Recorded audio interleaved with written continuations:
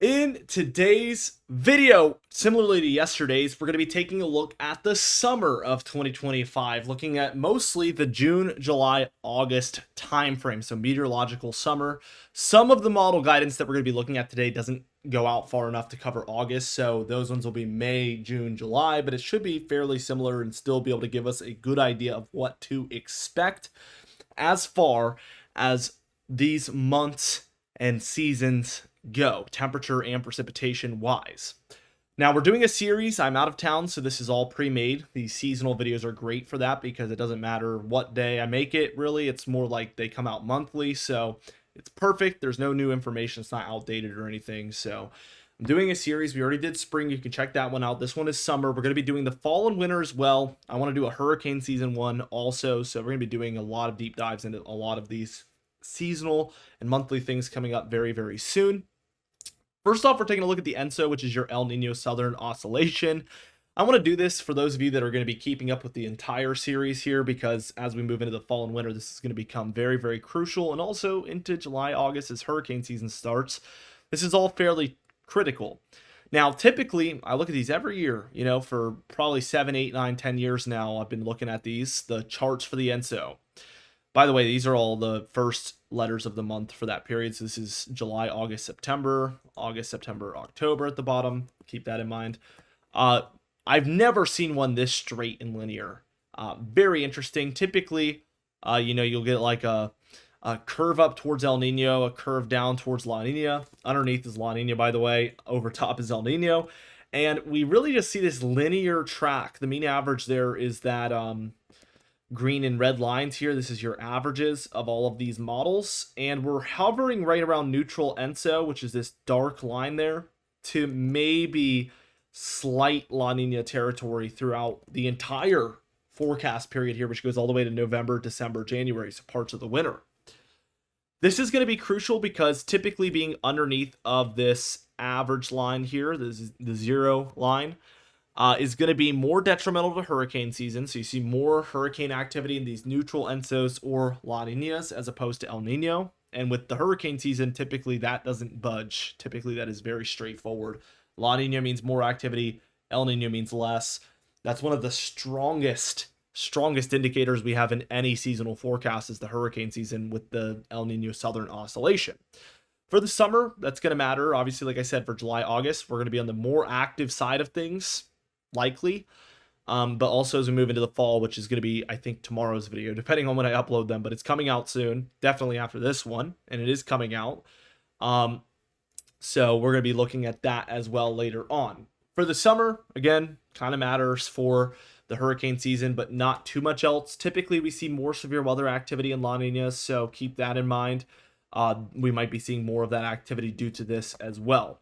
Also, just looking at this second chart here, this gives us another idea. We see the bars is going to indicate neutral, La Nina in the blue, or El Nino in the red, and we can see the probability percentage on the left here. It's going to be high chance of neutral ENSO all the way until about the fall time. That's when El Nino or La Nina becomes a little bit more likely, so it looks like it could be any of them.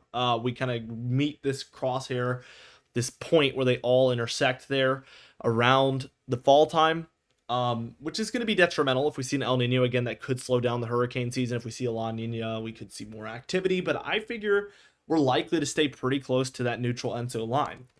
Let's take a look at some of these models here. Here's your European seasonal model for the temperatures for June, July, August, and the highest above normal is still in the west, similar to the spring forecast, and likely, what we saw for most of fall and winter was this positive PNA pattern, and this looks the same for June, July, August.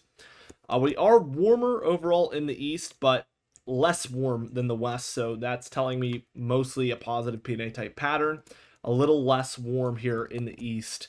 Looking at the CFS model, big differences. We see the same positive PNA, which we see on all the models, but we see the cooler temperatures moving into the plains, the Midwest, Ohio Valley, Great Lakes, Mid-Atlantic, and then the Southeast and Deep South is a little bit above normal, if not just very, very close to normal. Again, very warm West.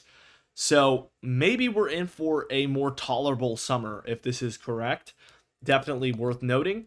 Also, just all of this contrast in the temperatures is going to lead to overall stormier conditions most times. Looking at our CAN-SIPS model, we do see that same positive P&A out west, so we get it on all three again, just like the spring.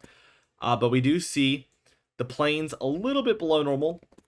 But then to the east of it, another ridge, so warmer conditions in the east. And we do see this sometimes. It's like a double ridge. Trough in the middle, then ridge for the east as well there. This would be an interesting pattern. I think maybe it was like 2019 or 2020. Years ago, we had a pattern pretty similar like this that happened for, I would say, probably 6 months. We were dominated by a pattern like that. So every monthly outlook kind of looked similar. Would be interesting to see us get back into something like this. Typically, I would say this would lead to more severe weather in these areas. Obviously, the upper Midwest and northern plains and Great Lakes start to get more involved with severe weather in the summer months. That could be pretty crucial for these areas and could mean more of that type of activity. Looking at the precipitation, the European model is pretty cut and dry. No pun intended. Dry in the west and more wet in the east on this European seasonal model for the summer. The CFS model is all over the place. The only area that I can indicate that this model is saying for sure dry is going to be this like Gulf States area into the deep southeast, but pretty well above normal for the plains into the Ohio Valley, even the mid-Atlantic and northeast there. And then pretty neutral out west. I'd say it probably leans more dry like the other model, but definitely pretty neutral there. The CAN-SIPS model, which we had some confusion with yesterday on the precipitation anomalies, is also equally confusing. It's just kind of dry in the north, wet in the south. I feel like there might be an issue either with this model or with like WeatherBell's projection of this, just because the temperatures on these three models seems to go the same, right? It's been the same. They're in pretty good agreement for the spring one yesterday and the summer one today, but this CAN-SIPS model on the precipitation just wants to throw a curveball and be completely different. So take it with a grain of salt. This is an outlier, just like it was yesterday. Let's take a look at what the Climate Prediction Center is showing for the summer. So here's June, July, August on the Climate Prediction Center, and the warmest area is this western region. This looks very similar to the European seasonal model, where it's most warm in the west there and warm in the east, but just less warm. So again, very similar to that European seasonal model. Looking at the precipitation on this model, the most dry areas would be the plains and northwest there. Equal chances mostly for the southwest with a little bit above there in those monsoon areas like Arizona and New Mexico could be interesting. And the eastern seaboard also above average. I think this is very similar to what the European seasonal model called, so I don't know if they're referencing that a lot when they were making this forecast or what, but it does look quite similar, which is worth noting. Very interesting regardless. So be sure to subscribe. We upload every single day, even when I'm on vacation, and we're going to be going into the fall and winter months with these same outlooks in this series very, very soon. So I hope you guys are looking forward to that. Subscribe if you want to see that. Hit the bell icon to get those notifications. Like the video, leave a comment down below, and I'll see you guys in the next video.